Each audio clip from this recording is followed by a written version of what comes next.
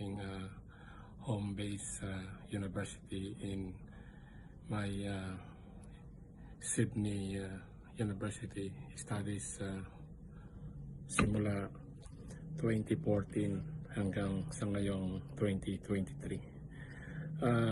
Naisipan ko lamang pong mag-share sa ating mga kababayan bilang isang planning and building consultant here in Sydney ay